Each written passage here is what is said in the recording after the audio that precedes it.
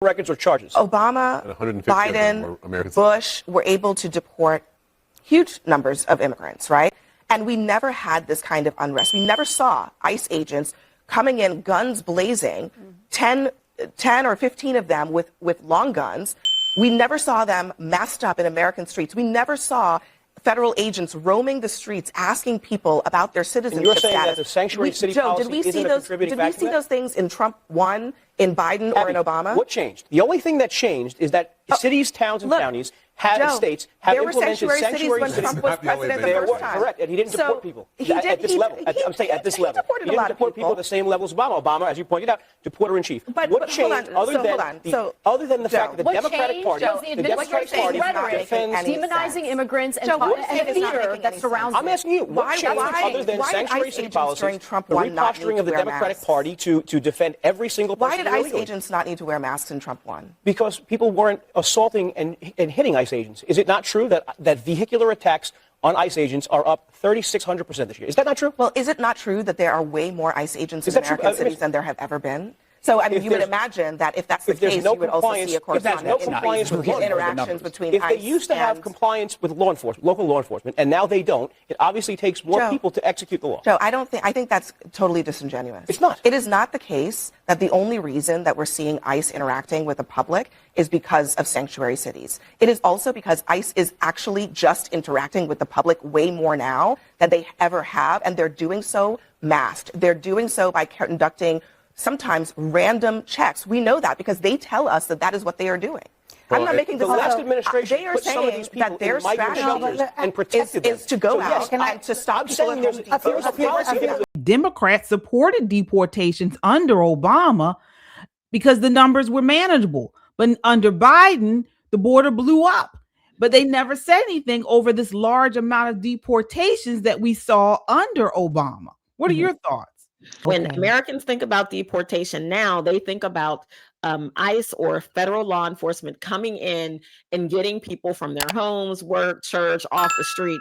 What the Obama administration did is they turned them around at the border. Technically a deportation, but they did not allow them to come into the interior of the nation and relax and build a life. So potato, it really is just a location kind of situation. You should write this down. Here's the day I agree with Barack Obama. They should not seek asylum from the inside of our nation. They should seek asylum from their home countries. And I agree with him 100% on that.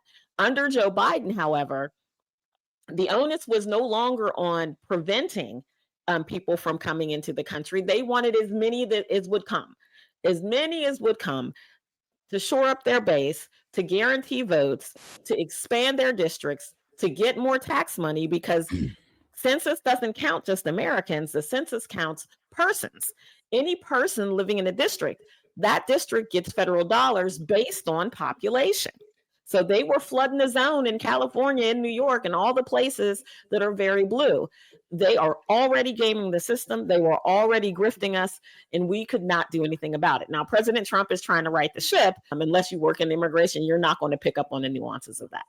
Oh, wow. So that is a very good distinction, because I did not pick up on that. So under Obama, he had so many deportations because he was stopping them at the border before they came in. Yes. So are you saying this is why we didn't see ICE in the streets and all this type of stuff? Exactly. What you saw was more border enforcement. Places like El Paso. So El Paso was a big place because the Rio Grande and all of that, where people were coming across. And what he did is he didn't build a wall. He didn't send more military defenses. He just flooded the zone with people and said, listen, no, thank you. Turn you around and go on out. He actually was the first president to put people in cages. They say Trump, 1.0 was the cage guy. No, that was a Barack Obama thing.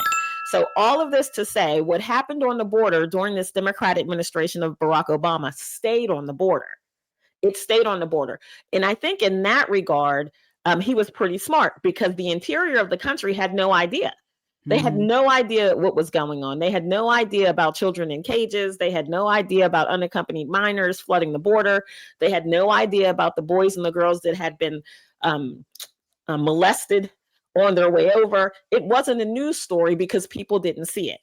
Here, when it's in your community, people see it, and some of us cheer when we see it, and other people get really angry and think it's inhumane. So, and that's a very good point. I just want to make sure the audience understands this. So here we have previous 4 years under Biden, they did not stop them at the border. It was pretty much open season for the United States. And so we got over 12 million illegals in the country. And so now what we have is President Trump trying to clean up this mess. Well, he's already cleaned up the border. We don't have border crossings, but now we have all of these illegals in the interior, sort of like what we're going to talk about a little later, how these Democrats, they push these problems on us, like the Obamacare subsidies, thinking that there's no way Republicans or anyone is going to be able to clean this stuff up. So now they did the same thing with the border. It's actually smart. They flood us with these illegals, thinking, oh, there's no way he's going to be able to get all these people out because we have them now. They've been here for years. They're in the interior, all this type of stuff. But Trump is like, no, I'm still going to do my job. I'm going to get these people out come hell or high water. And if it means flooding these cities, these sanctuary cities, another thing that the Democrats are trying to do to stop it, then I'm going to do it. And Absolutely. This is what we see in the news now. That's exactly right. Under Obama, like Nicole said, you can basically say it was out of sight, out of mind, right? Exactly. That's the media. They didn't show it.